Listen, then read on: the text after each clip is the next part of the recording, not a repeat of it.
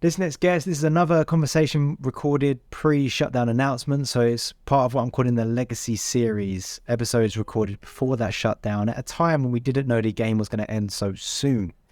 This next guest has been referred to as the daddy of the EU community. You get these individuals that come into the community that they just have this like nurturing, wanting to like resolve issues and make sure everyone's having a good time and facilitate that good environment and bring those good vibes. This is one of those people, a true community pillar. And I don't want to waste much more time on this. I just want to get straight into it. This is HolmsyHolme. Let's get into it.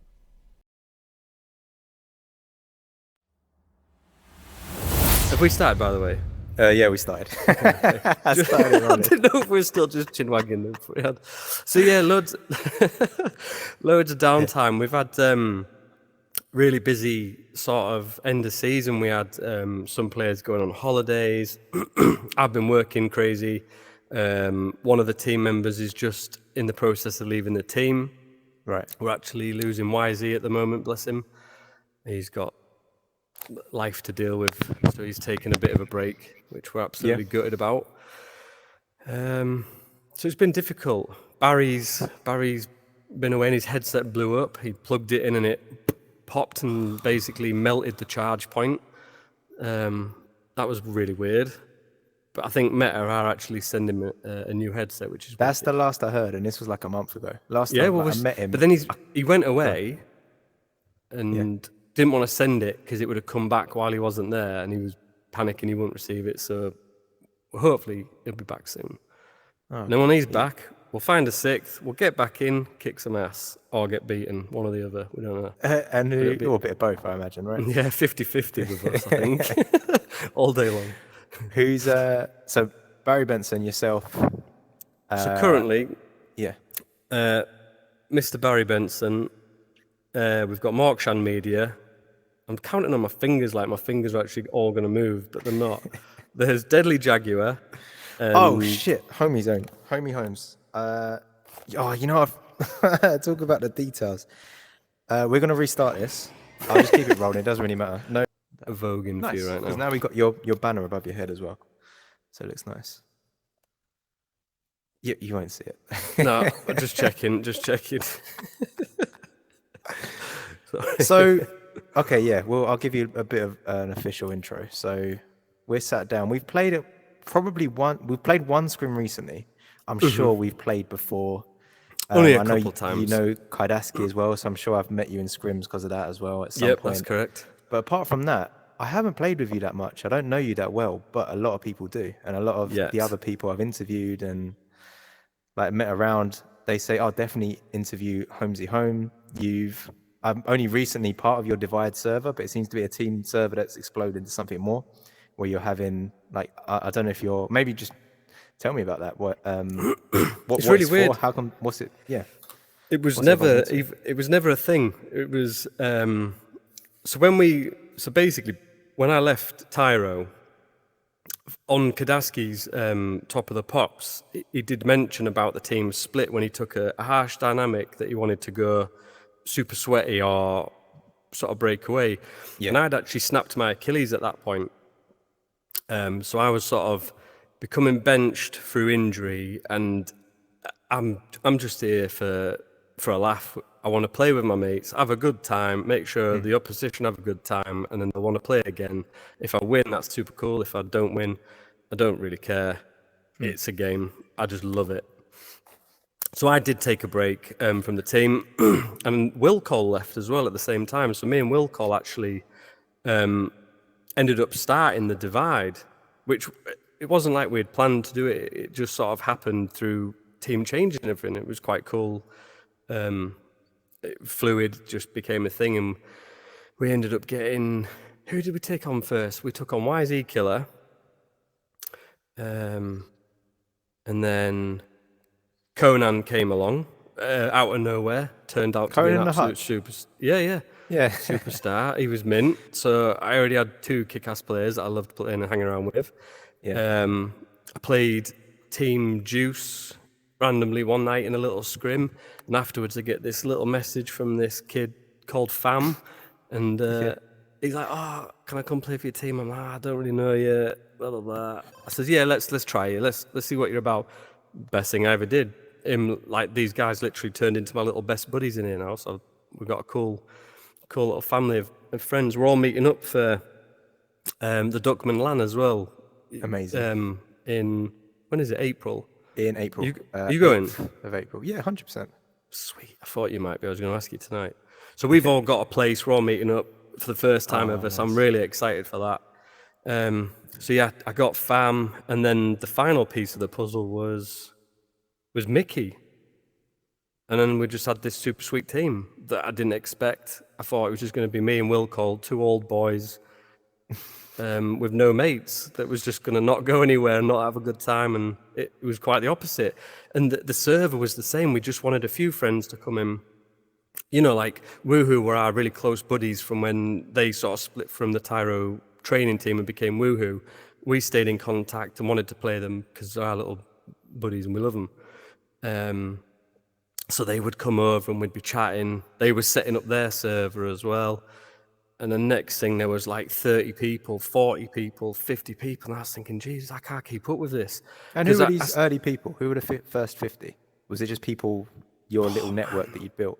Yeah, it was just random teams. So if I played a team, I would invite them to come over and chat to us. I'd say, you know, because then, I don't know why. I think it's because I was injured. So I was still at home injured at this point. It was like a year recovery. It was really bad. It grew back. My ankle, this is my Achilles tendon, grew back defective. So I was left with like a really shit leg for a while. So I had loads of time at home. So I was like setting up the server. So then I started manually inputting everybody's details, what team they were in, creating private chat areas, and really putting, you know, like minor details into, you know, when all the names come up on the side of Discord. So every team, like in the big Echo groups, and it shows what teams, who's in what. Well, I didn't have any bots. I did it all manually for hours, just mucking about. But people loved it because they were like this weird old dude spending loads of time making it pretty, and he's given us a chance to have scrims with other teams, but there's no toxic kids screaming, there's no people being shitty with each other. And if there was, I just stamped it out. Yeah, I was about to ask, like, why isn't it there? And is it just like hard? And anytime there's some kind of nonsense, it gets kicked out. So then people don't. We've only ever had one kicked out. He did come back eventually, and it's on the site, so you can see it. There is a bit labelled, basically you're banned. You can come back and look at it, and you can see why you've been kicked out. And there's just no need for it. You know, the thing is, a lot of us, like, I'll be honest, I'm 36. I've got 2 kids, a wife, a crazy job. I just want to come and have a muck around. I don't need a load of shit off people being aggressive or moaning, whinging. It's just zero bullshit. Come and play with us, have a good time, or don't. And that's the end of it. And it's worked really well. Like, everybody's really respectful, and they love it. So if you go into the big groups, everybody goes there to try and get another scrim, but I must have 5 or 6, 7 teams inviting every day. In our Teams channel, just because they know that they're going to get a good bunch of people. You know, we've got some bronze teams all the way up to, I think we've got have we got a master team? Sure, we've got at least one master team in there. Well, it's all it's nice, so you can reach out to people and meet varied levels, have a good, you know, chat, and everyone has a bit of a joke with each other. Then there's other areas for, I don't know, he did a crazy one, Will Call, ages ago about postcards. I thought it was a horrendous idea. It went off. Absolutely went off. People, he must have bought some on an auction, and he was just posting random pictures of his postcard, and people were loving it and chatting and throwing stuff and guessing where it was. And I think it was just these weird little things that maybe I wouldn't have thought were cool, other people liked, and then we did like a food one and like a rate my plate sort of thing. It was meant to be for actually giving compliments, because the whole site is around being nice to each other. So I think there's been hundreds of comments in there. So I just think it's a nice place to hang out, and the people that come usually stay. I think we're about 160 odd at the moment, which is quite large, especially for someone who didn't want that, if that makes sense. I just wanted a few teams that I could meet up and play with. So I certainly got my money's worth out of it. Yeah, Which but is I think wicked. you've hit on something that a lot of people are after. I guess you've built, you facilitated a place where people can come and enjoy Echo how they want to enjoy it, which is also Yeah. what you want. You've built something for yourself, and it turns out loads of other people want that as well. Yeah, it's safe. It's nice. It's Yeah. just chilled out. You can come in, have a joke, play a game, look at someone's dinner, and then go home. Mint. What more could you want in life? So at time of recording this, I haven't put the next episode up, which I recorded in October when I went to Toronto. But I recorded one with Luke. All right, one you okay. see. Yeah. So as you know, he was involved with Tyro as well. He made it explode. He was. I on remember when the he North joined. America side. Yeah. Yeah. He So took it he's to put a another lot of level work on that into side. 100%. So he's very, as a lot of people say, he's very business focused. He's got that. He's able to see how he can grow things quickly and what it could become, and that's what he did to Tyro. Where was I going with that? I've lost my train of thought. I was saying that Luke.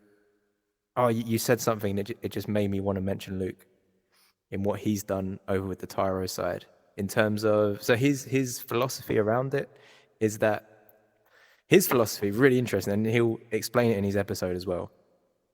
He says Tyro shouldn't exist, and that parallels with you. What your community also, you shouldn't have built it. Echo should already be that. And Yes. what Echo is missing, so they've built the game, fantastic. They've built the mechanics, they've built everything technical they need around it. But what is missing is that human community factor. And that's what's been done on the side here in Discord with communities like yourself. And you've just hit that need, and you've made that space. I think that's the case. Because it was like when they brought out them, the rules when you first come in and you had to re-sign up all the rules. Yep. I love the effort, but it is a load of shite, isn't it? Because I've got strong opinions about that, but it's probably the same as what you're about to say. Well, it's like when you go to work, and the kids watching this later, when you're a bit older, you'll realise like your management are just force feeding you, do this, and do this, but then no one really actually cares behind it, or they're not enforcing it, or they're not managing it properly, and you just feel like, what am I signing this for? And it's the same with these rules. I know they say you can video kids, and I don't know because I'm not a games developer, so I think they do a good job. So this isn't a slate, but I just feel like you've signed up to it, but nothing really happens. There's just sweaty, toxic kids still being sweaty, toxic kids, and there's hundreds of them. They're everywhere. They're just everywhere. So yeah, I am glad I've got my little server that's a little slice of paradise tucked away in the corner there. Yeah, I don't know. Yeah, I think the solution is private servers. The solution is private lobbies, and that's organized over in Discord. So all these people that don't enjoy pubs, they're leaving pubs, which means that the pub experience is getting worse and worse because the people that were making it nicer are leaving. I literally went in one. Oh, sorry, go on. No, go on. I was going to say I went in one because I don't pub very often. If you look at my stats, I think I've still played 300 or 400 games. Like, there's not many. Especially when I've been playing like 2 years or whatever since the Quest 2 first came out. But one kid he was just being a knob. He starts piping up, and I was like, just rein it in, come on. And he's like, oh, sorry, Mr. 400 games. And I was thinking, mate, slap you silly with the divide. Get out of here. You don't need that sort of toxicity and over it. Whereas you wouldn't get that in the leagues. You wouldn't get a gold team going to a bronze and saying, get out of here, you bronze. Well, I hope you wouldn't. Yeah. Maybe not. Yeah, but good point. It's just better.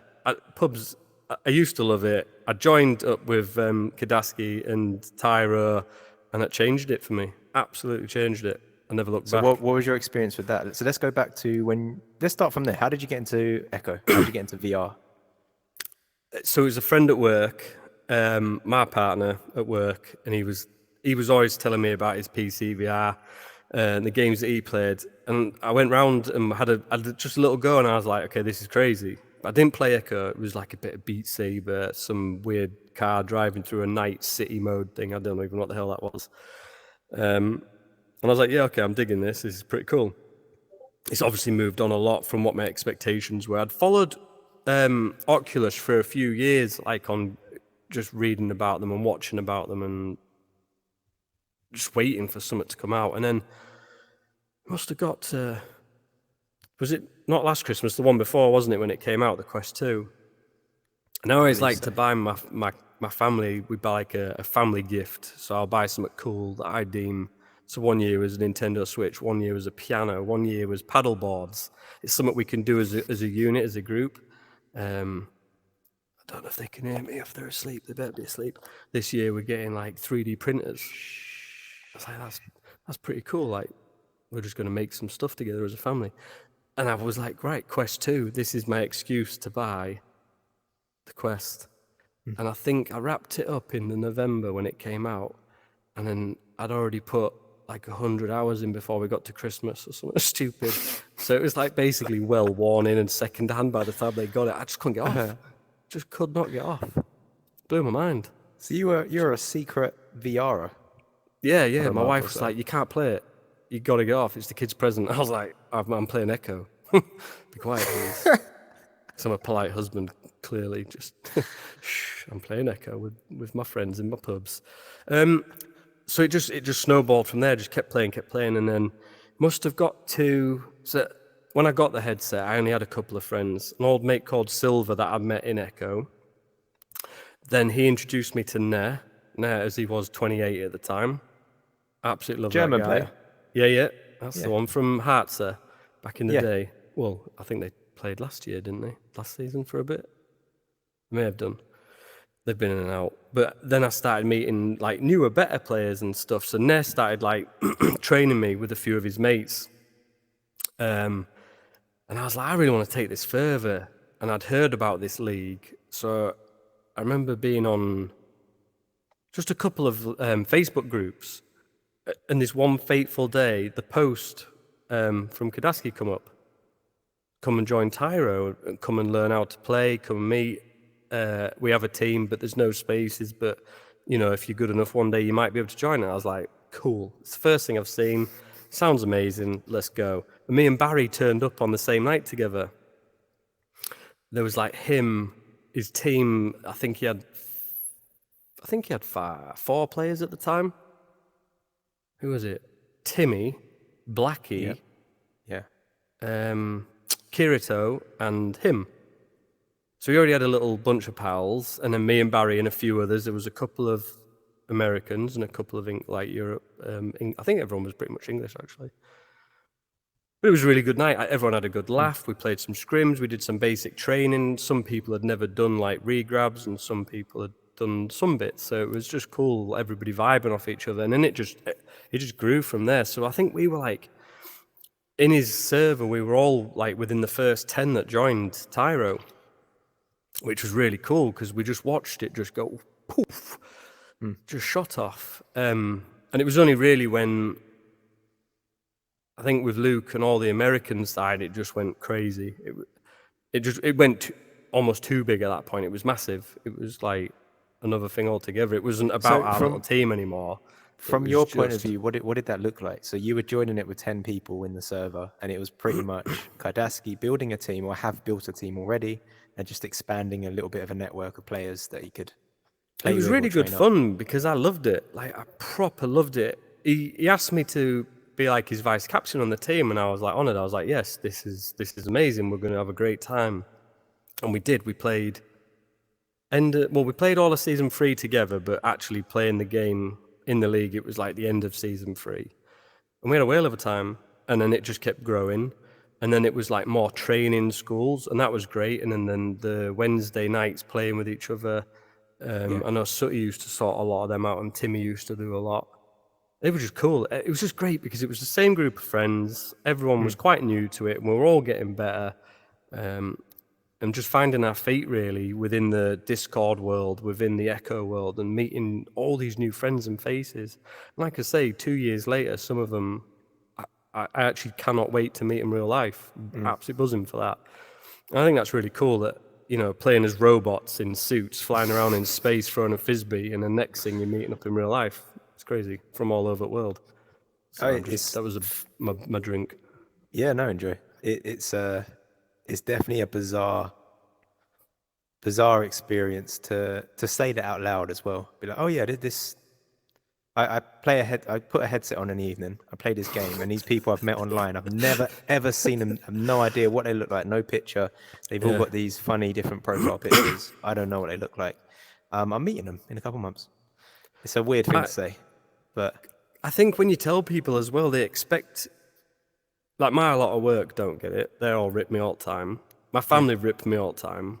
My other friends rip because they just don't get it. Like they think that you should be five-a-side footy with your mates on a Wednesday night at AstroTurf, or Friday I should be at the pub with another group. And I'm just like, I just want to hang out in here with my pals. Like I love it. My wife gets it, which is wicked. Oh yeah, have you got her playing? No, God no. She plays walkabout. I bought her a headset just so she could play walkabout mini golf, and that was it. And it was the first season of the Divide, so season 5, she became a pivotal part in the team, as that you had to play walkabout mini golf and impress her to get in. Social. She's a really good judge of character, so she thought you were a knob, you're out, basically. And then it got to a point where she'd be like, oh, it's like Fam and Conan and YZ, and are they coming on tonight to play? And I'd be like, oh, I'll ask the guys. And then we'd all play golf together. It was really good. So like having her support from that side of, because I mean, some weeks I'll work 35 weeks, and some weeks I'll work 35 hours a week, and some weeks I'll work 60 hours a week. Well, to try and fit this in 3 times a week, plus working 12-hour shifts, plus having 2 kids, that's hard. Like I am literally stretched so thin all the time to try and fit everything in and be a good dad, good husband, a good captain, a good friend to the other players and that. And so I've got experience being a captain as well. I was a captain for a season and a bit, and it was like time consuming. It's a pain in the ass, time consuming. I'm playing, I'm doing the thing with my fingers. I'm playing the game, but I'm not. I'm messaging other people to organize this match. I'm trying to see if this one's fallen through. Okay, we need to find another warm-up scrim for this match, because you're organizing matches, then you're organizing warm-ups, and then you're organizing your own teammates to be there on time and chasing them up. Okay, have you told me when you're free this week? Yeah, I love it. I enjoy it, but the thing is, I'm not being paid for it, and I want to play Echo in my free time. I want to play rather than just manage. Yeah, so I get it. Yeah, how do you find that? If I've got a break at work, I'll have a go. If I'm like drive to work, park in the car park, quick text, sort something out, have a break, sort something out, do something else later on, make my dinner, sort something out. I'm just like, I'm just in and out of everything all the time, just trying to make it happen all the time. I'm on the team.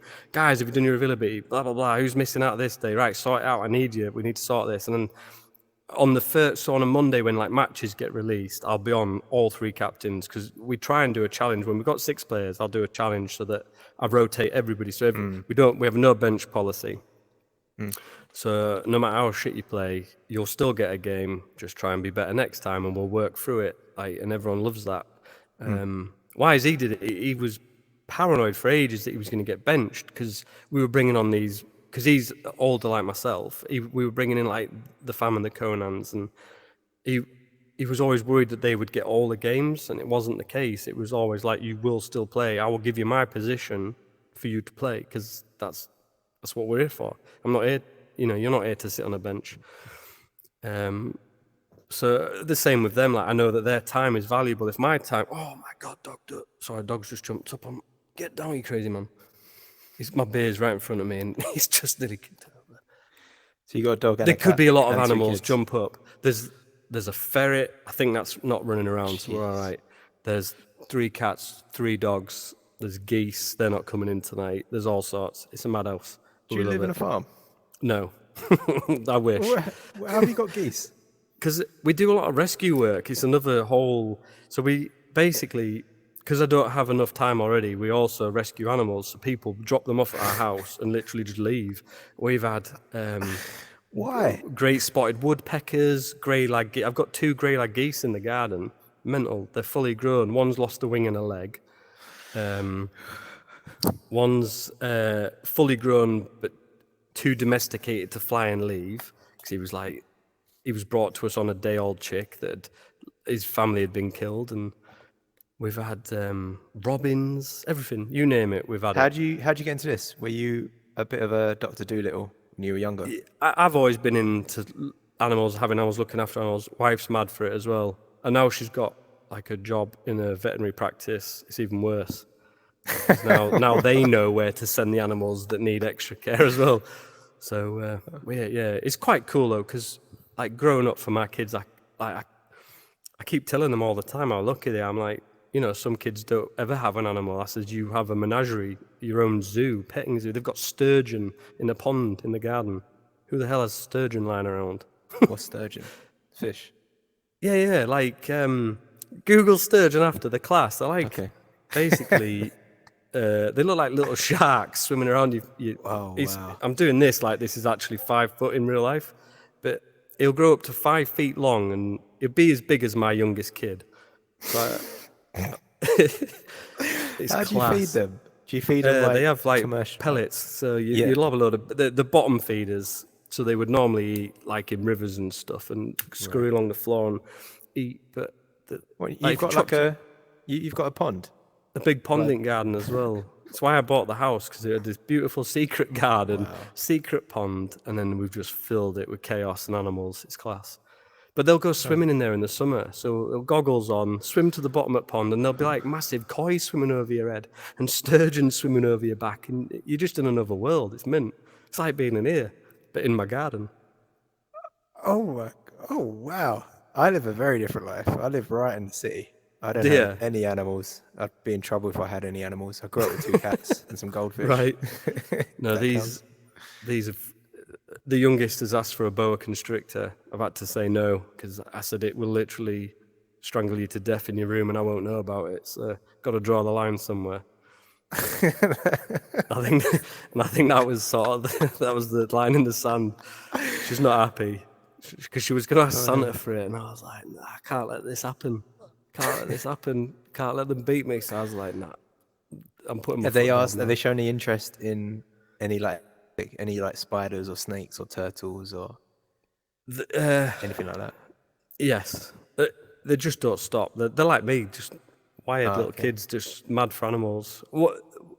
We were looking through one of their birthday pictures. This is a bit of a tangent. For a few years and all of her parties and stuff.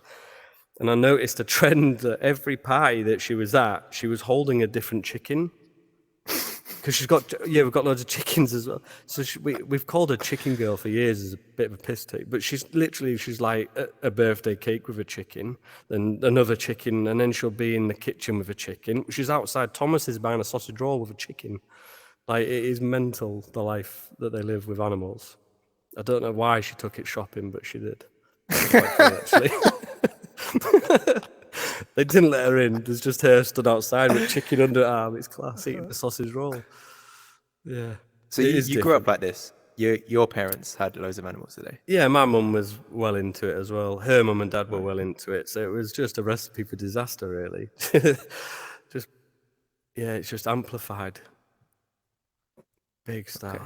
I'm hoping it settles down a bit, because it got, like during COVID, I think at one time we had 30 birds that we were hand rearing. It was obscene. I had a jackdaw. That was mint. I had a jackdaw that I didn't know how to do, and I'll never do a corvid again because it was too much. But I trained him because he became domesticated from us looking after him. I'd be walking around the house, he'd just be on my shoulder. I sound like an absolute muppet now I've just sitting listening to myself. But I would walk into the garden and I'd send him off. This is like in COVID, it's like 2 years ago. I'd just send him off flying around the estate and then call him back, and he'd just come back in the house with me and just chill out for the day. Or I'd get someone to come. I thought it was like a hybrid dog. It's like a small crow. He's the prettier version of a crow. Crows are big, ugly beaks, a bit taller and bulkier. Jackdaws are a smaller version, and they can talk, and you can train them to talk. Again, Google that after talking jackdaws. Yeah. It's pretty cool. But he had to go in the end because he started attacking old people, and But he wanted to play, so he'd like land on you. So I'd be walking down the lane, everyone would be stopping us, chatting, having a good time. But they're obsessed with eyeballs, so they peck your eyes all the time. Oh my God. But he's never popped one out, luckily.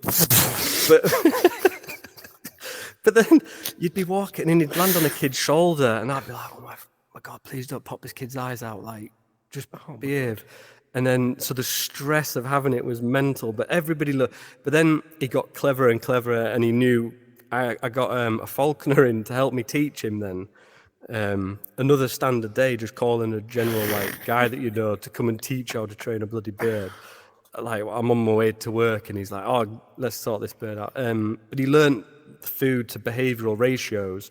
He learned he could just leave and literally go into someone's house and steal their food. So he started doing that because they're super, super intelligent, like beyond anything I could have perceived. And then I would end up having to walk around my estate. This is a genuine truth, listening for screams of what house he was in. And I would go to the house and find him. And they would just be then petrified that this bird was in the house. He was just trying to get the food or say hello and play. But you imagine not knowing what the hell this thing is. And a lot of them are old. They probably watched that. Was it Hitchcock? Did he do a film called The Crows or something? Or The Birds? I don't know. It's an old film. I haven't seen it, but I remember hearing about it. They would have probably seen that. Shit the pants. This crow's coming to eat me. So I had to dive in and try and get this bird out that was then trying to fly to the next house. It was mental. So we had to go to a proper sanctuary where he could be looked after. I was gutted. Your job at work, do you look after a lot of people? Do you like manage a lot of people? In yes and no. So I don't directly, I'm not like a line manager where I'm like giving out jobs and looking after people, but I'm incident management. So we do, if something breaks on the railway, it has to go to somewhere, and that news has to be spread out, disseminated out to people, and then the right people have to go to. So I'm in charge of the teams while they're fixing stuff. Right. So if a train breaks down and you're stuck on it, there'll literally be one person on a phone at the end trying to make sure that train is then the correct people to go and fix it, or what's broken around it to get you on your way. That's me. Just with my little phone and my computers. So I'm not in charge of people all day long, but as it's breaking down and points are breaking, signals are breaking, or people trespassing, like it's crazy at the moment with Christmas and drinking and loads of people. It's quite you seem to be someone with a busy brain that likes to take care of things. You're not the first to say that, actually. Yeah, it took me a while to notice it, but yeah, I've now sat back and realised I probably should have cut myself some slack a few years ago. I actually gave myself alopecia once. Oh wow! Like just from being off it. That was crazy. I did manage to bring it back as well. Changed my life again the complete other way and went and health and brought it all back. What did you change? Dietary, just like time for yourself, everything. Kind of Literally stopped doing overtime, stopped grafting, stopped worrying about my house, just spent time with the kids. Because I think I bought a new house, like a moved house, had a baby the month before, so I had 2 kids under 2, bought a new house, was rebuilding all of that inside and stuff. What was I doing? I went back to college and started doing like a HNC in electrical engineering, and then was working 6 days a week as well to pay for everything that I was doing. And I was still like mountain biking, climbing. So it was quite a lot. And then when I stopped it all, I got really ill. So that's a note to you kids out there. Take it steady. Where's the camera? I'm going to tell them. Camera is over there. Yeah. Just take it steady. Don't do too much. Take it steady. Enjoy it. Why do you... So yeah, you've had that experience. You've gone, okay, right, HolmsyHolme, you need to slow down. But you come into the Echo world and you've taken a position of, okay, I want to have a good time. Let me make sure everyone else has a good time as well. Let me set up things and like make nice colors in there. How have you found time? How have you got time for that? I didn't. I was literally like any second. I was just doing more all the time. So luckily, why? Come from? What, the busyness? Yeah, the busyness and the wanting to. You've literally got 5-minute break at work, Why are you opening up Discord and making the server nicer and easier to use? Because if I don't, well, one, if I don't do it for myself, I won't be happy because someone else might not hit the level of what I would like. And then I think if it's my team and it's people I'm expecting to spend time with us and myself, I want it to be nice for them. And then the other 160 people, I'm like, well, actually, they're coming to see me and my team, so I'm going to give them a nice place to hang out. I want them to enjoy this. I want them to come back. Don't you? It's like going to... it's a really sort of shit way of showing it against something else, but it's like McDonald's, isn't it? You go in, you look at the picture, and there's this fucking great big whopping burger, and it looks mint. And then you go up to the staff, and you look at it, and you think, all right, let's see what they've got. And then it's in front of you, and it is shit, isn't it? It is the shittest burger you've ever had in your life. I don't want my server to be that burger.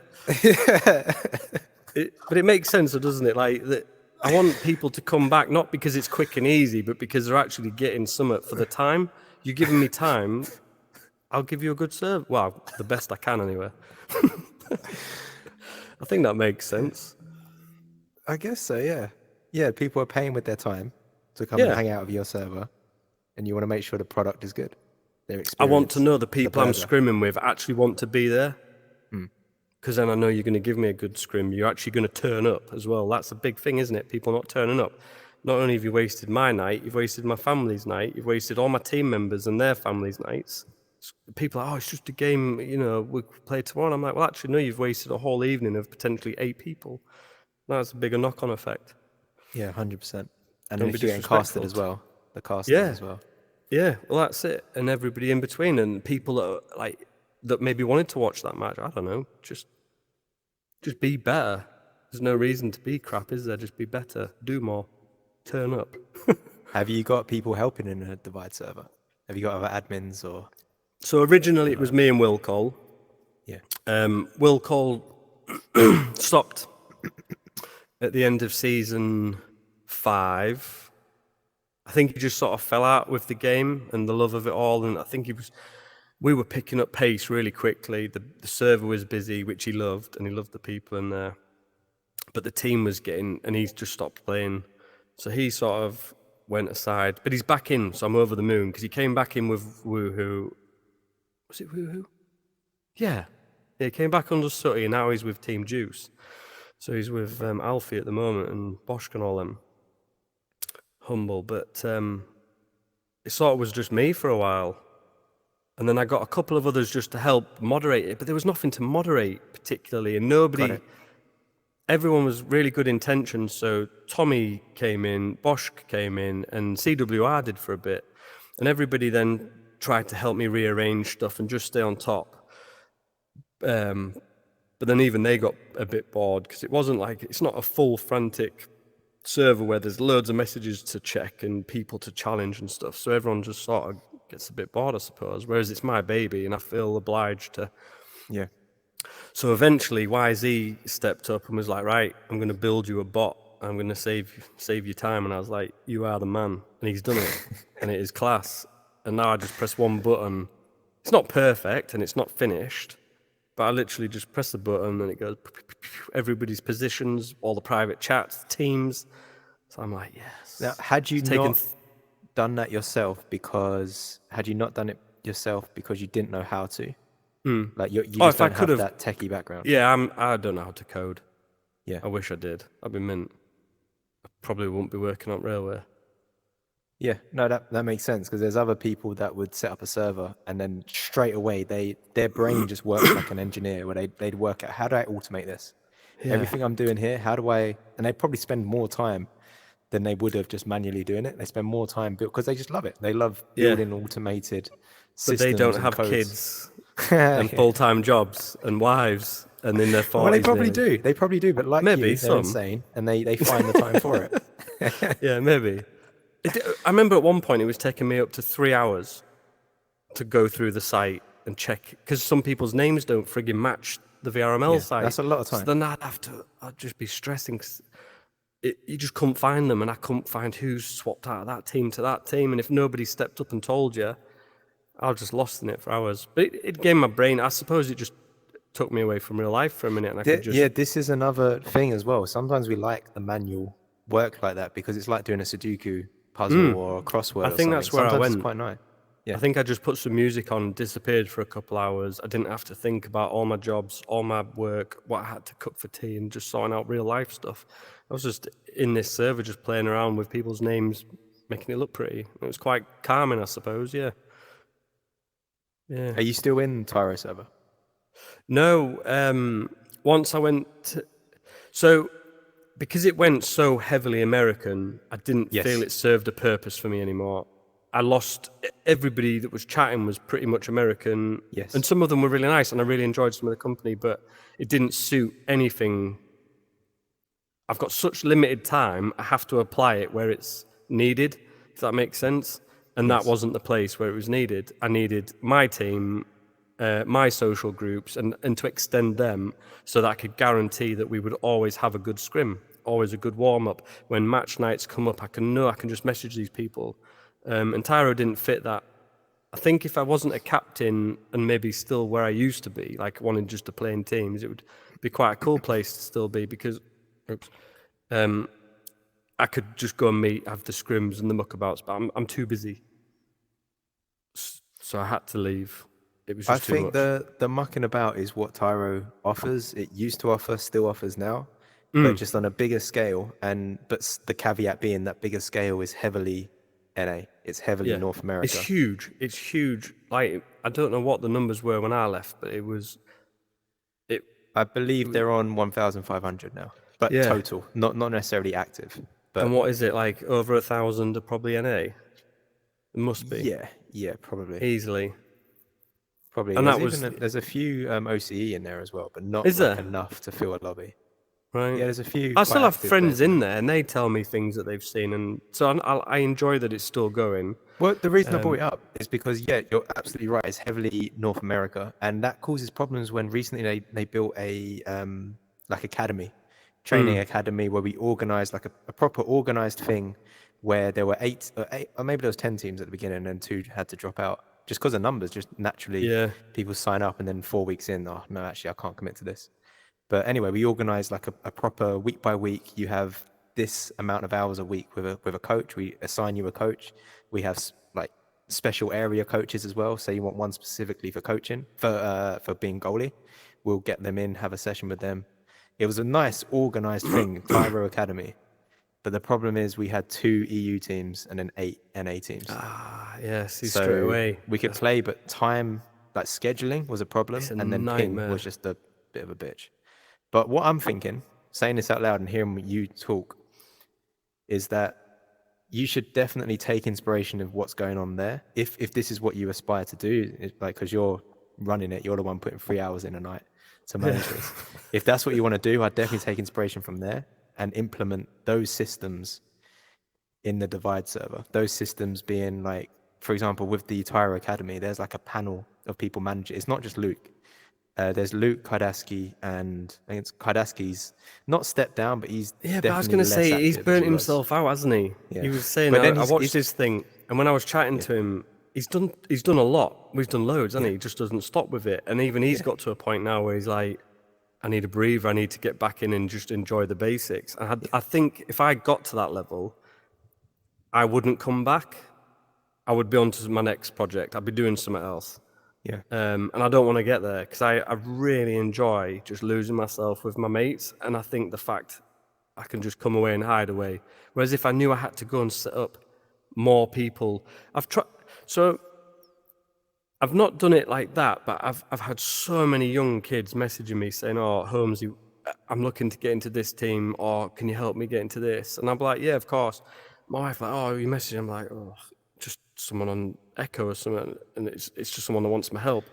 So she knows I can't help myself, but I'll be like, "Oh yeah, it's fine. These guys are good, or this be a better suit for you. Maybe try these, or I know there's a slot over here." So I like to be active when people need my help. I think if I pushed it any further, I wouldn't have any time. So this is the point. So Luke, he is pretty much automated. He kind of comes in and might like think about applying something, or might have an idea. He'll rush in and brainstorm with some people. But like the day-to-day, it's all run by lobby leaders. He's got other Right. people organizing things. So the weekly, I think there's an event every day of the week now. Is there? And it will be, Jesus. yeah, so start with midweek madness on a Wednesday. There's now Monday marathon. There's like morning eggs or something. I don't know, Right. on a Saturday morning. There's something on a Sunday. But have I they used to not do- lost like I don't know what the word, but the smallness, like the just this small packet of friends, like where it's not obscene and everybody knows everybody. Is it not so big now than It's with that, but many? bigger. No, it is. So the same Yeah. people will do the Monday marathon. And then when they do the Monday marathon, there'll be like 3-4 lobbies going on at once. Really? Jesus, And now they'll try and put it by level of what they know. Right. I mean, that's never going to be perfect, but they'll try and do But like then a also that's chill lobby, sweaty lobby. that's the NA side. We can't even get that many frigging teams to turn up to VRML. Look Which at the is- state we're in this season. But Like, if you build the I may as community, well, I'd and be you running that if I automate was it- getting to that level. No, but you'd Build it up. automate it. You'd automate it. So you'd still in the background pointing people, getting people on teams, and doing all that what you love. Basically doing exactly what you're doing, but then you train up or just have 2-3 other people. Okay, this person, you're in charge of the Monday meetup. So every Monday, 7 p.m., there's a mixed scrim. Everyone sign up, and then everyone that signs up, that person who's in charge of it will organize it. But what do you do when people don't turn up? Because we used to do every couple of months or in the break. So I think we did it every break in the season, and then at the end of the season, we did a special event where we would run loads of event. Like we did a threesome Friday, we called it, and I think we did 2 or 3, 4 other events, and they were really good. We had loads of turn up, but so many people backed out last second, didn't turn up, and it literally basically fucked it for everyone else because it was just chaos then, because you were scraping players in. And I just think with the EU side, because we're really struggling to get bigger numbers, I don't know what the answer is to make it more, I don't know the answer, but I reckon Kardaski and Luke would have some good answers to that. Or anyone else in that Tyro server. Because 100% they have to deal with that. If they've got new people coming in, there's going to be some people that just are either disorganized themselves. So they are just, I forgot I'm actually doing this. I can't go. And then last minute just drop. And then there's other people that may just generally not be good with their time. Yeah, well, it could be But something to look I'm into sure there's then. ways to fix that. But I think the point I was making is that you can automate it. You can have But it's these having someone events to going on. automate it. Yeah, but And someone reliable there's not as just well. one HolmsyHolme. There's other people. There's other Kaidaskis out there. There's other people that are willing to put the time in and enjoy having people around. It was Gobshite. Gobshite once said to me, it was a really nice message actually, because he doesn't talk to us much, but he comes into the server every now and again and says a few words to me. And it was probably at the end of season 5, and he made a comment and a reference to an old group that used to run, and he said I'm enjoying your company, blah blah blah, this server's really nice. It's like, and it was an old group, a much smaller version of the EU server, and he said, I like that this offers a really safe place for new players. It's a really safe place for old players. Like, it just was a nice area. And I think I just want to, like, to me, that is the most important thing. People's progression, I will push and I will train or work with them, and they'll play scrims with us. Because any team hits me up for a scrim, we'll scrim you. It doesn't matter if you're gold, bronze, platinum, mass, it doesn't matter. If you want a scrim, I will give you the time to play. If you get whitewashed by us or you whitewash us, we're not bothered. It's just about having fun, isn't it? And we can, like I say, put you onto other teams that might be more suited. And I like that. And he made that comment, and I've always thought that was what I wanted. And he acknowledged that I'd done it, and I liked it because it made sense. I'd done the right thing. And I think if I get any bigger or spend any more time, I'll fall out of love with it. And that scares me, because I'd want to stay here. But you could, what I'm trying to do is not scare you of that growth. Okay. I think if you try and Well, hold it, you then it might start getting a happen, bit because this all exclusive. happened randomly, just sort of grew. So it might get there. It might. At the moment, I know building up to like next season, we've had again another change, and 5 weeks off not playing. So, mindset at the moment is just getting the guys and the girls back in to meet each other, to push on and play that, because that's difficult. Like you said earlier, being a captain, just getting your team to actually want to turn up consistently. And like this week, I think I'm available just over the weekend, Saturday and Sunday, out of a whole week. And I'm like, oh man, what sort of example am I setting? I'm working night shift. Yeah, but Nothing you I do can have do. 50,000 animals in your house, including 2 kids. Yeah. You've got all these other responsibilities. I think it's fine to only be free 2 nights a week. I know. I think it's because I like to set examples. If I behave a certain way, I expect you to behave a certain way. And I preach that to them all the time. Like, I've pulled them up in games before because I've said to them that behavior isn't appropriate. I'm not having it. You know, it might seem small to you, but to me and to the other team, Why it's is not that? good enough. Why do you hold yourself to that high standard and hold it to other people in your server and influence people in that positive way? Because it is unique and it's incredibly positive and really good. I do it in life as well, though, because Yeah. I want people to enjoy what they're doing. There's no point doing anything you don't enjoy. So if I turn into a game, I want to enjoy it. I know if my kids came in tomorrow, I wouldn't want people being rude to them.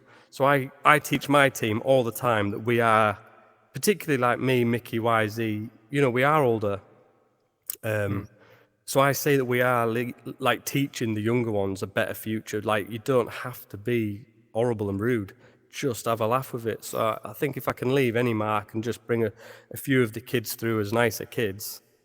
Did you do any that would be amazing. like youth work, or did you do any like military or air cadets or anything like that growing up? No, just a crazy mind of wanting to have a better world. Fancy that. Someone wanting the world to be a nicer place. It's, but that is it. I'm on my kids all the time with it. I'm like, you don't need to grow up to be rude. And if I see, it's really bad actually, because I shouldn't say, but I bollock other people's kids. Because if they're going to be rude, especially if they're in my home or something, or in a game I'm playing with, I'm going to hold them accountable for their actions. If your parents aren't going to tell you off, I'm going to do it. So I get myself into trouble and I speak my mind far too often.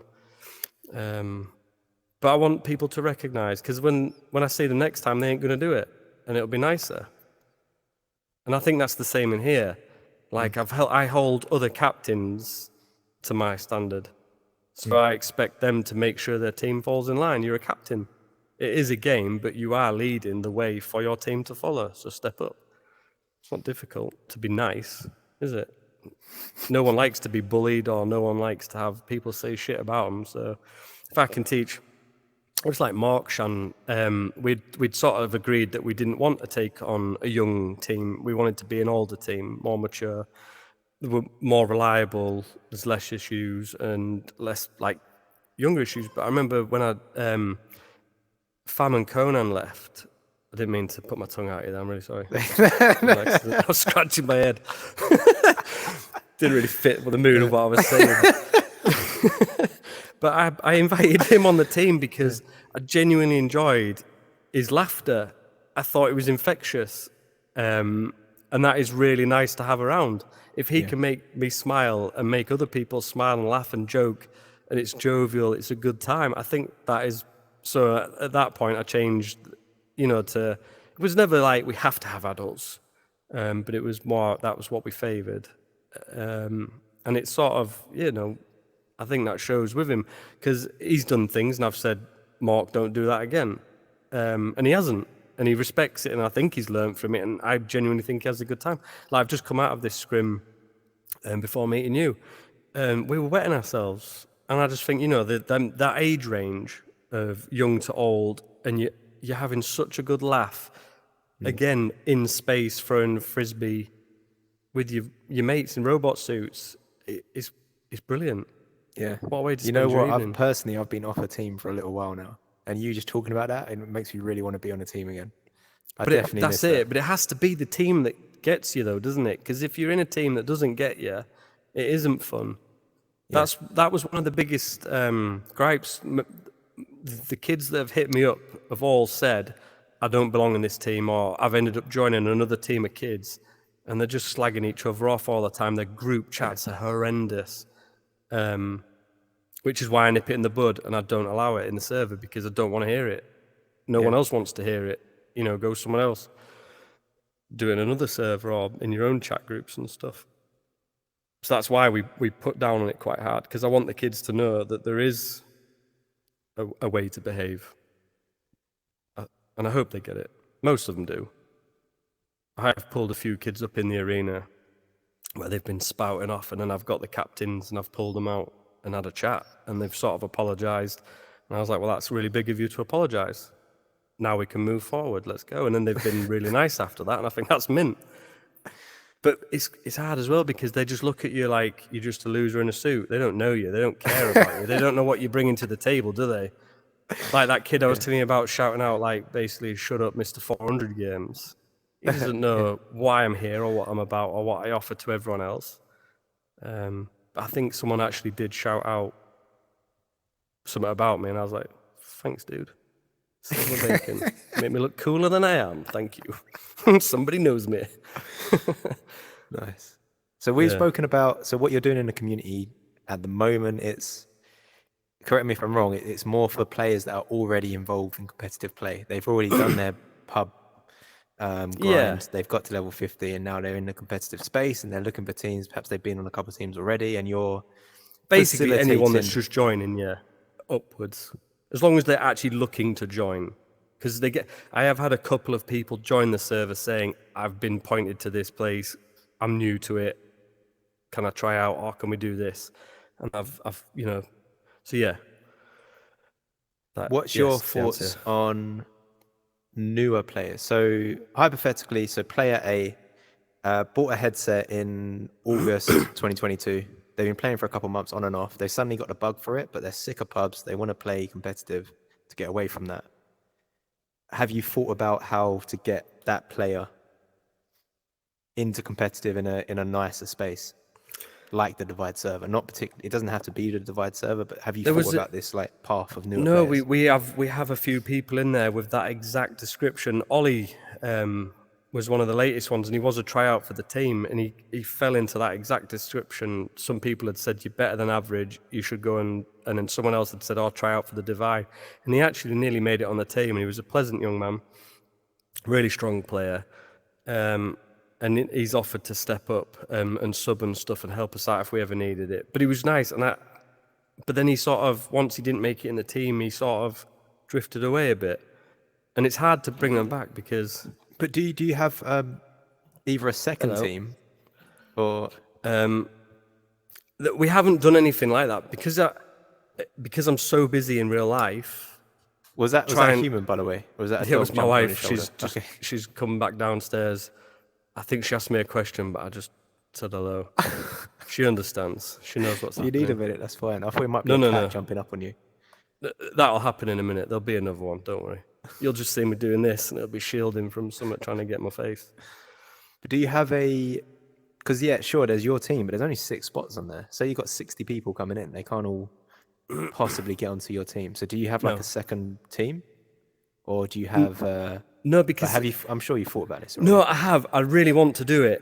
I cannot spread myself any thinner. Because... So I don't just do this. I also have a real life with real friends, and I also play VR with my family and other friends. Like I want to meet like Fam and Conan out of this and go and play some golf with them, or I want to meet someone else and go and play some Demio or something. I want to play other things, and I can't even do them because I'm so focused on sorting these guys out. But then I also, like I said, I go paddleboarding, with mountain biking. I do so much in real life. There is. Oh my! Did you hear that? Sneezing. What's going on? That is a cat sneezing on my face. That is disgusting. Did you hear it?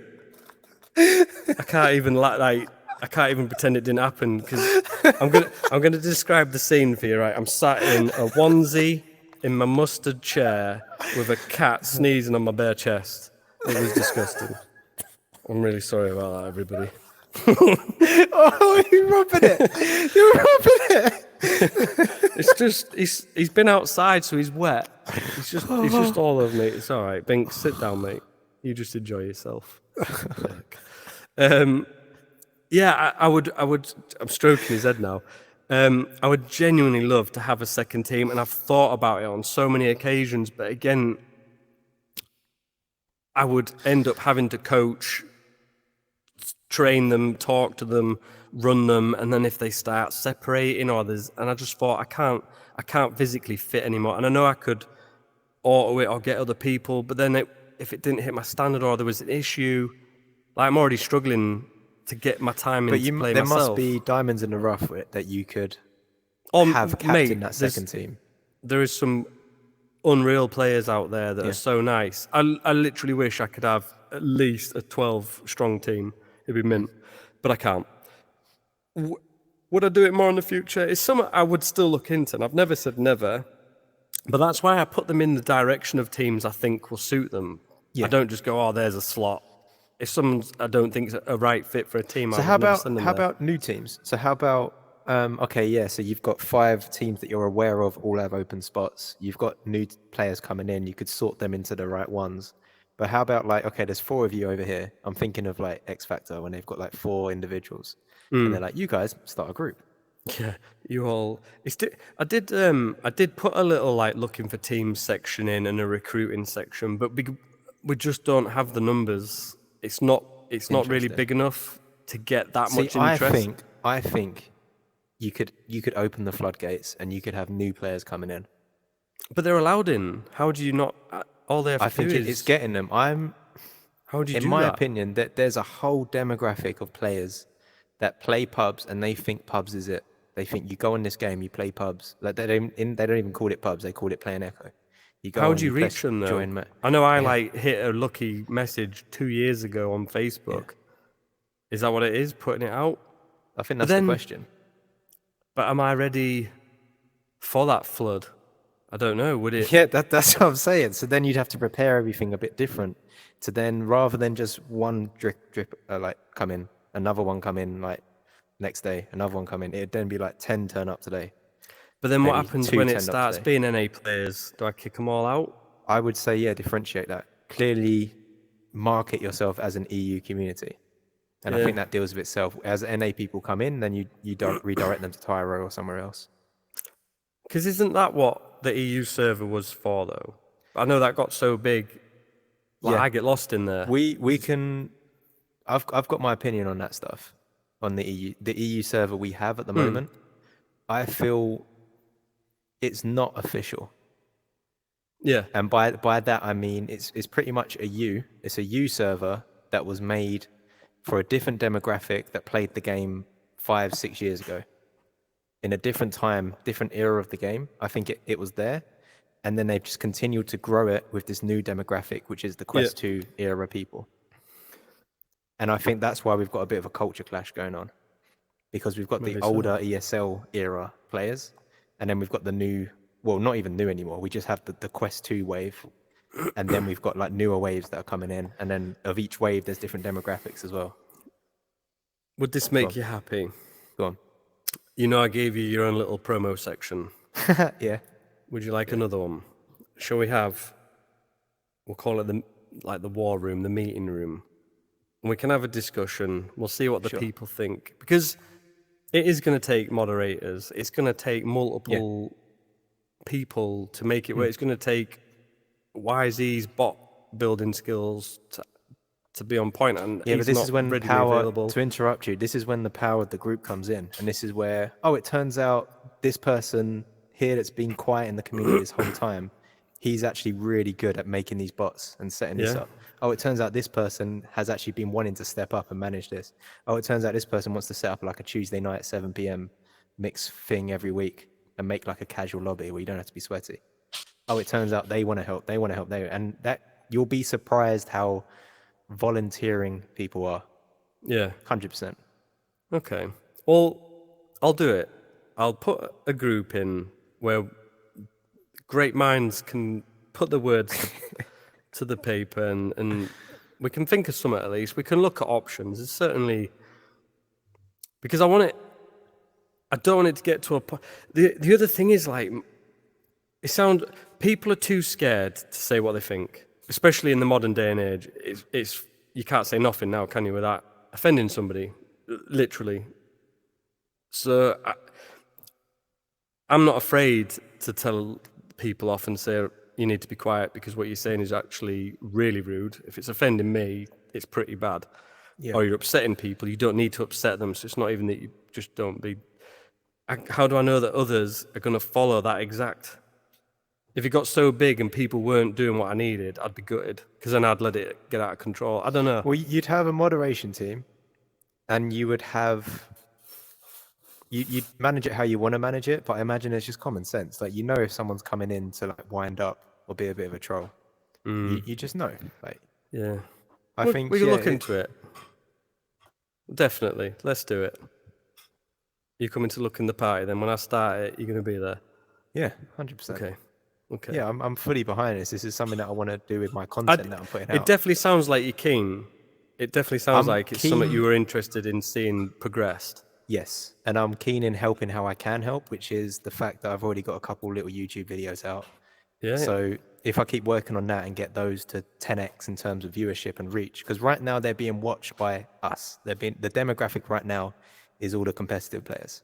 Yeah, and not even all you're of getting those. up to a couple of hundred. I had a look, and they are the key core players of the leagues, aren't they? Definitely. I think I'm which is good. one like little algorithm away from hitting the wider market, which is I really hope they're out so. there. They're really playing hope so. the game, but they're not in our circles. So we can't have another forget season they're like there. we've just had. We need more players in the EU. This is the solution to that as well. This is why I'm quite passionate about this. Well, I wondered if that's why you were sort of alluding to that, like that, because there's got to be a way of bringing them in, and that might be the way. It's a bit of both. It's to help the competitive scene, whether that's VRML or VR, whatever other. Have you part of the Italian league as well? You involved? No, with we nearly did, and then YZ dropped out. Oh, right. Mickey was having issues with getting on available. He's doing loads better, so he's much more available at the moment. Right. And then Barry's headset died, so it just didn't seem the right time. Yeah. I would have That's loved cool, to, because Jean-Luc kept inviting us over to it, but I just couldn't. I couldn't give the time. So we'll see. They're building their league anyway, so there's desire in the EU community to play. Yeah, But at the moment, definitely so. in my opinion, I know it's not my episode, but I'll say this anyway. In my opinion, the reason why the VRML EU branch is just falling apart is because there's not EU representation at the higher levels of VRML. And because of that, we're just being neglected. It is what it is. But there's no HolmsyHolme or MoneyMitch that's going to Propel it. go and do it. And I'm just not, because of personally what I want to do with my YouTube and stuff like that. I don't want to dedicate the time for it. Yeah. But until someone does do that. But regardless, we just need more players, and we need those newer players. They're buying a headset, free game. Oh, nice. Let me play this. Oh, go through 20, 30 minutes. And that's another problem. The 20, 30 minutes of tutorial and bullshit and AI match that they have to go into. I think they'd have to do it twice. I think they do it's quite 2 drawn AI out, isn't games. it? It's so long. And the But then problem on is the I flip- try and get people into the game, and then they fall off. They don't get past that. Yeah. But if you don't do that, it is quite difficult to maneuver in the first instance. Yeah, It's but hard. what about the 5 minutes of reading, you will be nice to your friends, and this, Well, I this. said that at the start. I don't. Who's don't going to get fully- through that? No, That's so kids know they painful. come in this game. They know they should be nice. They shouldn't have to sign a waiver to say you're a human. You should know that. But they're signing a If you're waiver, not- and then they're sitting through 5 minutes of a robot speaking slowly to you. Yeah. That just, is that what if it anything, is? That just winds me up even more. Is that what it I'm does? I can't. It's been a while since I've done it. Okay, do a fresh install, and you'll Nah. absolutely regret it. Not after you've said that. Jesus. Actually, fresh got the- install's fine. It's a new account. If you made a new account and set it Right. up, it would do that. Oh, It's yeah, horrible, bugs and it puts off a lot of people. I think that's a big friction point of getting people into the game. But the second one is, once they're in, they're playing the game. Oh, this is cool. I love this game. Oh, that was a horrible game. Hopefully the next one's better. Oh, hopefully the Yeah. next one's better. And that's like 10 in a row that's been horrible. Okay, I'm never playing this game again.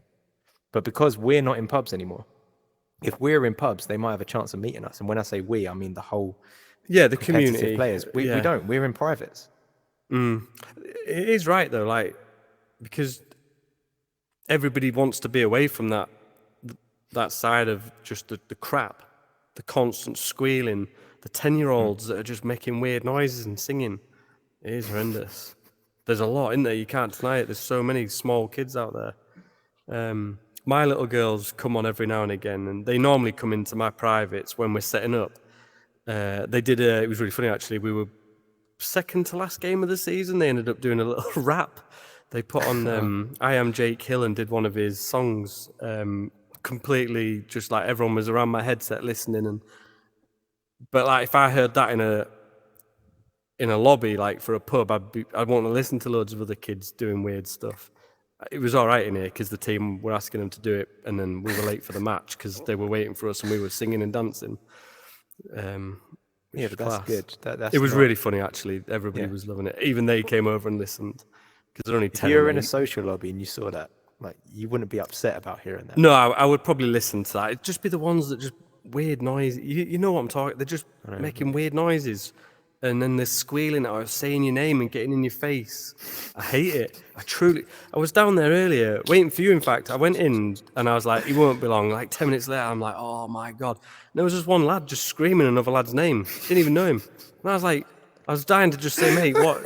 Go to bed, please. Go see your mum and dad and go to bed. What are you doing? Why are you saying this boy's name repeatedly? It was weird. In fact, I remember the first time I ever came in, with my mate, my buddy James. He brought me in, and a kid got hold of my leg. And I didn't really know what was happening. I was in the lobby, and I was flying around. I didn't really know the full control. And this kid wouldn't get off my leg. I couldn't get him off me. And he was just talking to me, and I was like, man, what the fuck is going on? This kid's weird. And then now I just realised it's normal behaviour in there. Yeah. But, you know, I was laughing at the time, but after then several lobbies later, other kids doing the same thing, and it just got weird. So I didn't go in there. Have you ever played, to change the subject a little bit, have you ever played Horizon Worlds? No. Okay. Should I have been in there yet? I haven't heard anything good or bad, so I don't really know much about interesting. it, to be fair. Okay. It sounds like most people just haven't played it. Yeah. What is it? Like, have you played Rec Room? Yeah. Is that what it is, where you just go in and build? Because that's what I thought it was. Yeah. But I haven't been in there. Because I've only been in Rec Room I think it's twice.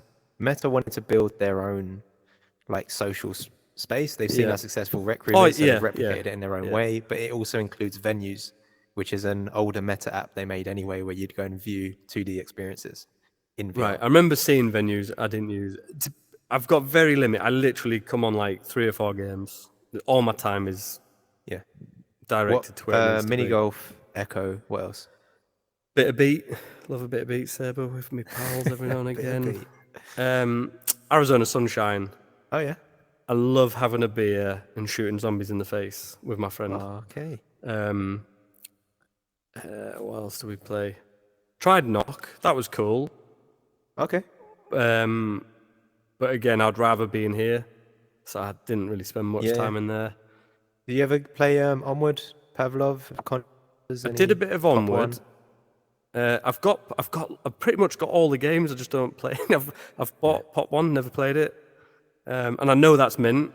I know I'd like it, but I can't give the time because my 3 nights a week that I'm not with someone else, I want to try and be in here for now. Because I do Blood Bowl, which I was mentioning to you the other day. So that is one night a week with my league. So that's immediately. I forgot about that. So that's another like 2-3 hours a week. Yeah, so that's at least a 3 to 4 hour. So that'll be like 6 o'clock. So are you one of the lucky people that only sleeps 5 hours a night? No, I need at least 8-9 hours sleep. What the fuck? I'm horrendous. Something's getting neglected. I don't know. Is it the cat? Is it the kids? Well, there's a dog just jumped on me now, so I wasn't like stroking my legs or anything. It's a dog here now. I was going to say smells, but there are kids watching. So like, I don't know. I'll do. So if I'm working, I'll get up at 4:30 in the morning. I'll be at work for 6. I'll work till 6. Drive home for 7. Quickly eat some dinner, and I'm straight on Echo. So I'll put my kids to sleep. Say goodnight to them, and then like 8 o'clock, I'm in here, and then I'll play, and then it's literally like time for bed when I'm finished, because I'm up at 4 again the next morning. But then on like a Blood Bowl night, it's the same. I'll rush home, 6 o'clock. I've got a league with 8 people in that, and I'll have to, clear my house ready for them all to come in. We'll all have dinner together. We'll clear up. Oh my God, there's another dog. Just behave, mate. Don't lick me. Sorry. He's trying to lick my face. I'm just trying to like hold him off. We'll play Blood Ball, and that'll be like 6 till 10. So then that's a whole night gone. So, you know, between them playing a few times of this and that, that's 4 out of 7 just gone straight away. And then I might be working 3 nights, or I could be doing something else. In the summer, out all the time, like I say, doing stuff and other crazy hobbies. I've already started planning in going like back free climbing. And I'm planning that for in like 2 years' time when my kids hit a certain age. I'll be able to just take like bouldering. So without ropes. Okay. Oh my God. This I used sounds to really do dangerous. I've only had one big fall where I thought I was done for. It wasn't even that high, but it was onto some jagged rocks. Luckily, someone caught my head and shifted it out of the way. So that was pretty mad. But a lot of it's indoor. So we used to go to like an indoor club and do a lot of indoor climbing there. That was really good fun, but I ran out of time, so it was quite far away. So I'm already planning future activities. So when I know my kids hit a certain age, they'll be strong enough. I can then like drive to. It's probably like 40 minutes to drive to it. So it's all night gone again because it'll be pick them up from school. Drive to this place, climb all night, drive home, bed, back to school and work. It's like trying to fit. Yeah. Who the hell plans in more activities a year or 2 down the line, trying to make it happen? Because if I don't, I won't do it, and I want to do it. Yeah. Like just before I snapped my leg, I just started surfing. Just started randomly surfing at 35 with some mates, and then started skateboarding again. I haven't done that for 20 years. And then 2 months later, snapped my leg. Makes sense now. Is there anything else you're... Like, you said you're already planning a couple of years ahead, but is there anything else you've got on the horizon that you want to do, like traveling or other activities? I would love to travel again, but that's expensive with the wife and kids. So we are going to try and holiday again, but it won't be like traveling. They're too young, so when they grow up, that'll be all right. Just got a few years to wait for that. And it's a question that I ask some people, especially people with minds like yours, where you are just thinking about a million things and starting a lot of things. What are you curious about in a moment? What are you like trying to figure out? It could be echo related or... bloody hell. That's deep. You've been pondering on. I don't know, but... I don't know. I disappear a lot. My wife said that to me. Was it yesterday or today? I was just sat and she just saw my head do this. And she's like... and her words were, what are you thinking? What has got you... Where have you gone? Yeah. And funny enough, I haven't actually told Mickey this. One of my random thoughts, I started pondering a new life about moving out to Israel and doing crypto with him and living out with him. And how the hell that came into my head, I don't know, but I need to tell him that because he'll think that's quite amusing. So yeah, I'd already planned this life, just randomly leaving and going out there. I don't even know if I want to do that. It was just a cool thought in my head. So I planned the whole thing out. I don't know. I think at the moment, a lot of the kids won't get this, but just trying to stay afloat is quite difficult with bills and life and interest rate. Just actual real life issues. Just trying to work out how my friends are going to stay afloat and families and just getting through it all and supporting each other. I think that's playing on my mind a bit at the moment. Like a proper old man thing, that, innit? Have you? It sounds like you could very naturally be entrepreneurial. You could very naturally, like, put your mind towards making money. The way you're working out other issues. Maybe. I ain't got. Is that something that's come up? I've gone out to sell. Yeah. Well. Yeah. Oh shit! I just hit dog in the face with controller. Sorry, dog. He was looking at me and I bopped him. He's all right. It's not the first time. I don't know. It's like anything, isn't it? We've chatted about work before, and you were saying you got nothing to sell. That was your reaction. But it's time, isn't it? Because if I was to put my time into something else, I wouldn't be able to do my full-time job that pays for my house, pays for my time to play this. Yeah. So if I spread myself even thinner again, like we're always looking at options to finance your home life and stuff, but it's like how thin. I told you earlier, I did it once where I was so bad, I made myself really ill. I can't afford to get to that level, and I will. Got it. If I let myself go, I'd go till I break myself. Well, I'm still awaiting more help with my leg because it's still defective. It still hurts all the time. I'm fully functioning. So what did I do the other day? I booked a Tough Mudder for next year. So I'm going to run 10 miles cross country with loads of obstacles. What sort of idiot does that after snapping an Achilles? Not many. I don't know what's going to happen, but I just thought I'd try it. When's that? And where is it? I've heard of this, and I recently signed up to a 10K in 3 months. Did you? Yeah. So I've never done like proper just gym sport. Like I've always done exciting things like downhill mountain biking or a bit of snowboarding. Nice. That's what interests me. I don't do football, rugby. I used to play squash, bit of tennis, and then just more extreme sports. But I've done like 4 or 5 Tough Mudders, and this one's in Manchester next year. July 16th, Manchester. It's going to be sick. Right. Can't wait. Nice. I've told the group, I've got a small group, and I've said, if my leg snaps, pretty much sure there's about 50% chance it will. I've said, you are going to carry me to the end because I want to finish. I want my T-shirt. And they've all agreed. So I was like, cool, let's do it. Because that was my goal when I snapped my leg. I was like, I want to get back up standing because I used to play Echo sat down on a stool. Right. And then I managed to stand up and get back into it. And now it's like, well, I want to run again. I want to do crazy obstacle courses with my mates. And I thought, yeah. Because everyone said, don't do it. You want to go and have them carry you over some obstacles? If it snaps, yeah. It was horrendous. It was the worst thing I've ever done. Like, I don't want it to happen again, but I can't live a life of not doing stuff, panicking that it's going to snap. I could walk out the door and trip over a curb and it could snap tomorrow. So at least doing it something cool is a bit of a more dignified way of snapping it, isn't it, I suppose? All right, I've got another question. Yes, hit me. Do you know about Elon Musk's Neuralink? Neuralink, the chip that he puts in your brain. Yeah, I follow bits about it. So I'm like the age where mobile phones were invented, and like as youngsters, I think we were the last generation. I tell my kids all the time, they think it's mental. They're like, Dad, tell us that story about how you used to call your friends. And I'd be like, we used to run 5 miles to his house, knock on his door. And they're like, that's crazy. I'm like, but I loved it. I hate nowadays. Like, I love technology. I'm all over it. But I think we've just lost the ability to communicate. And it's weird watching kids nowadays. You go to a park, the kids are playing, look around and all the other parents and all the kids are on phones. I'm like, what the hell's going on? So with regards to his technology, yes, it's most likely the future. Yes, it's most likely definitely going to happen.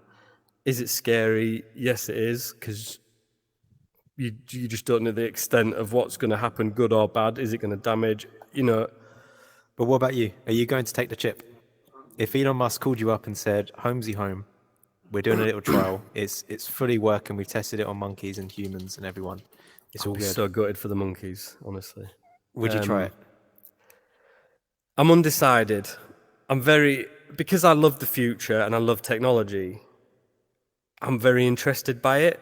But on the flip side, I quite like being on the edge of it and knowing about it so I can make a rational decision about it. I would like to see it, talk about it, and see it, I suppose, rather than I wouldn't just be a fanboy just running and go, yeah, stick it in me. Like, let's have a think about this for a minute. Like, what's going to happen? But would you have it? If you had to say yes or no, binary answer. Yes. Yes, nice. Yeah, probably would.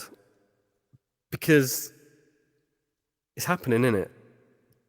It's going to happen. Yeah, the future, 1000%. Everybody wants this future of technology built into them. Like I said, I remember having an old BT Philips phone that I used to put 10 quid on, text a couple of mates, and it was gone. You couldn't even play Snake on it. And like where we're at now, and that was when I was like 14, 22 years later or whatever it is. And it's just madness now, isn't it? The capabilities of, look at these headsets, for instance. Yeah. Mental what we can do now. We're just so the future is crazy. But I'm also gutted at the same time. I'm really gutted that kids can't talk to each other very well. Yeah, that is a really interesting point. And maybe you thought about this a bit more than I have, because you've got kids of your own as well. But Yeah, it's just different how they communicate with other human beings. It's just different. Well, it's like my eldest says, I need a phone. I said, you don't need a phone. You're a kid. All my mates have phones. And I'm like, shit, she got me.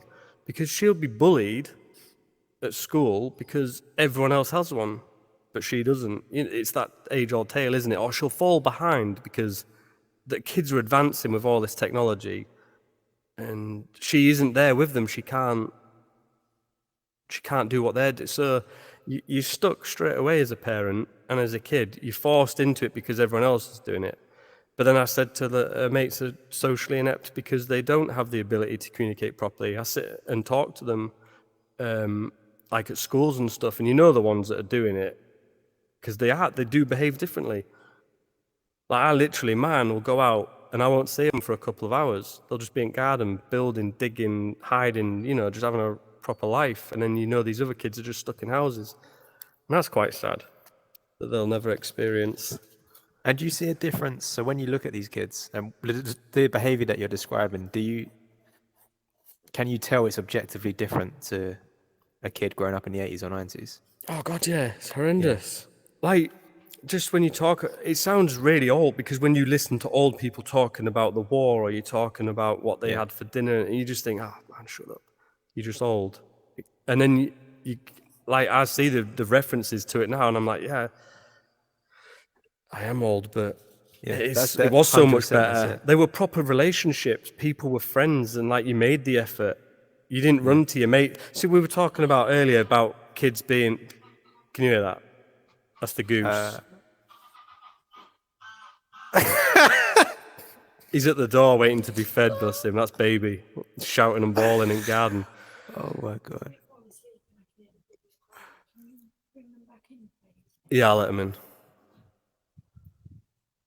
So it's dog duties. I gotta let dogs in a minute. The goose will attack them while they're at the door trying to get in. So it's a whole nother thing. It's mental. It's a whole other thing. This animal will attack this animal. We need to separate them. But like going back to the kids, we were saying it about the ones that you were playing games and they're just being basically knobheads in here, shouting and bawling, swearing because they're not real. They're not going to get clapped off their mates or their mates' mates for mouthing off. In the old days, you'd be playing footy with your mates. If you started bad mouthing someone, he was going to get hold of you and smack your own head. Yeah, and 100%. And it's changed to a point where now kids can say what they want. They can badmouth the police, and the police don't do anything about it because they're not allowed to. They can say what they want to the teachers, and the teachers don't do that because they can't. And I think that's where the problem lies, that they could just do what they want and there's no repercussions, and parents are behaving the same way, and it's really sad that no one can do anything. And then the kids now are just getting worse because they can just do what they want. It's like, what was that Japanese film where they got put on the island? Did you ever see it? What was it called? Was it Battle Royale? I'm sure it was called Battle Royale. They were all naughty, and then they ended up getting shipped out to an island and all have to like shoot each other and stuff. It was mental. Really good film. It's cool. But it was is that based off? Isn't that like a really like traditional literature? What was it? All those kids go to an island. No, that was Lord of the Flies. Lords of the Flies. Is that something completely different? Yes. Oh, okay. Yeah, they get marooned, I think, and end up becoming more savage. I can't remember. Jeez, that was years. I haven't read that. I've just heard of it. Yeah, it's meant to be mint. Probably read it when I was younger. But no, it was just behavioural. Just kids are allowed to do what they want, so they do. Yeah. And then in the film, they end up all having to kill each other on an island for a game. It's a bit of a different twist to my story here, but it's really cool anyway. So yeah, I do think there's a difference in children's behaviour. Yeah. It's sad. That's why I want kids to be nicer. Yeah, no, I can teach a couple of them to be nicer, hopefully they'll grow up going, shit, remember that HolmsyHolme back in the day?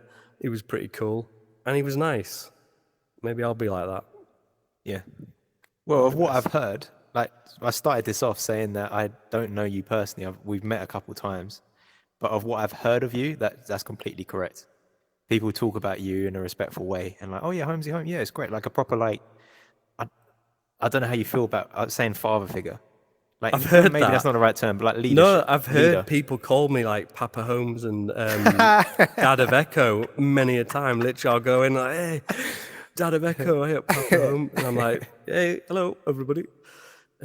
Which is And everyone stands up. Oh, stop messing around. Yeah. Don't swear. Yeah. But that's nice, because then it does show that you're making a difference, as small as it may be, and to just a few people. But if Fam says it all the time. He said that he always looks up to how I captained, because he wants to reflect that on his team with his members.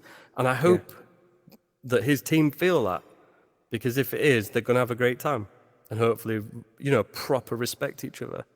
Yeah.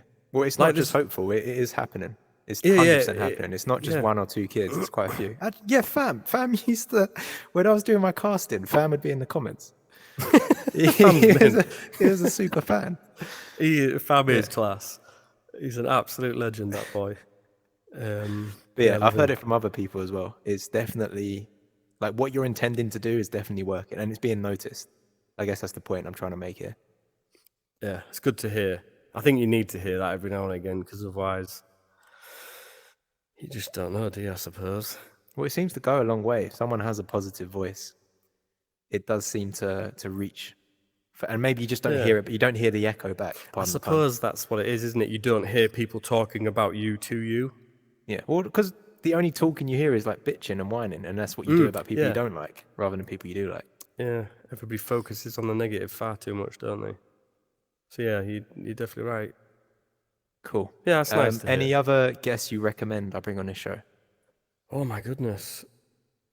You don't have to have an answer straight away. It's just a question I thought to be fair, it depends what you're looking for. People with an interesting story. Yeah. I'd probably Fam. Fam would be a great shout. He's a class guy to chat to. He loves to talk as well. Get him playing you some guitar as well. He always plays a little song for you, so I'm sure he'd play you a little tune. Who else would be cool? You've had some good ones in already, so it's trying to think of someone different. I'll have a think. Okay. But maybe Fam would definitely be on my list. Because I feel this is the way to do it. I do a couple, or do whoever I can get to give me the time of day to come on, and then other people see it, and then like the network, it starts spreading the network, and other people go, oh yeah, I'm up for that. But until you get those connections on, other people aren't like eager to get on and like, oh, that's kind of cool. But you want them to be like, HolmsyHolme did it? Oh, I want on that. I'd love to have a go on that. Well, we'll see what they think after they watch it. They might not. They might never come back. I'll apologise for that now. Everyone likes to talk about themselves and like just tell their story, especially if they've been in this community for a little while as well. It's always fun to do the OG ones. I don't think there'll be many people like me. I don't think there is. There's not many old players. There's not many old players though, is there? That you know of. It's because they don't go. They're not on Discord by default, so they don't get past that barrier of getting onto Discord. Well, even the ones in, there's only a small select handful within sort of the VRML, the league itself, isn't there? There's only a couple. There's a couple of captains and Kadaski, Jackknife, yourself, Savage Large, and then like the older players, so Boop, Viatrex, Disco Stew. Definitely get him on here as well. Disco's class. He'd actually be a really good laugh for it as well. Okay, I'll line that one up then. Yeah, I'll get him on. I've just counted up to 8 on my hands. That's not a lot, is it? In the scheme of things, not a lot, to be fair. But I'm sure I've missed out. Well, there's like YZ, Mickey's in his 30s with me. Right. So there's a few, but it's not. That's 10 people.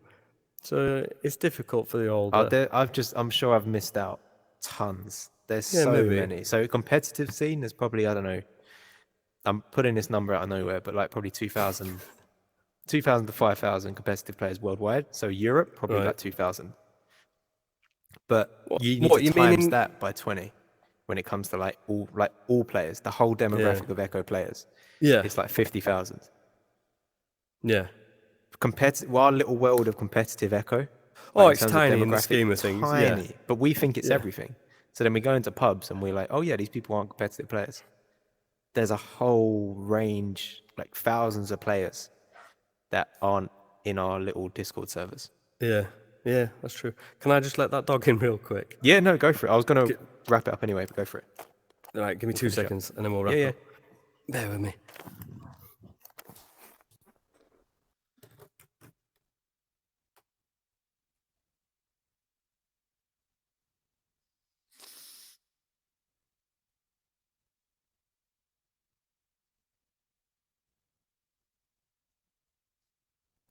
Right. Oh, I'm on your head. Sorry about that. I should be back. It's okay. It was going to get... Wife was coming down, the goose was coming. I was going to get attacked from all angles then. I had to nip it in the bud while I could. So the goose is still outside, or is it in? Yeah, it just lives in garden. Just Even in the snow? Is there a goose house? yeah, he's got a big shed. He doesn't really go in there because he knows he's going to get the door locked because he starts like barking at 3 o'clock in the morning. I've been known to be out in my underpants at like 2, 3 in the snow, throwing food at him to shut him up because he can wake the whole estate up. It's unreal how loud he is. So yeah, it's pretty mental. He's all right. Spring when he gets to like mating season's horrendous because he starts like attacking my kids, and like at one point he dragged off my smallest and then she had to fight him, and it was a whole other thing. And now, so that was hilarious because they're really strong. Like, they're really strong. When people say that a swan will break your arm when they hit it with their wings, I do believe that. If you haven't heard that. Was your daughter okay? Yeah, she's fine. Yeah. No, she's fine. She's fought him loads of times. They're both still here. So it only makes her stronger, doesn't it? They avoid the garden for like maybe a few weeks. Just they have like circuits where they can run around, and he's over here, so they'll stay over here, and then they'll trick him with something. It works out.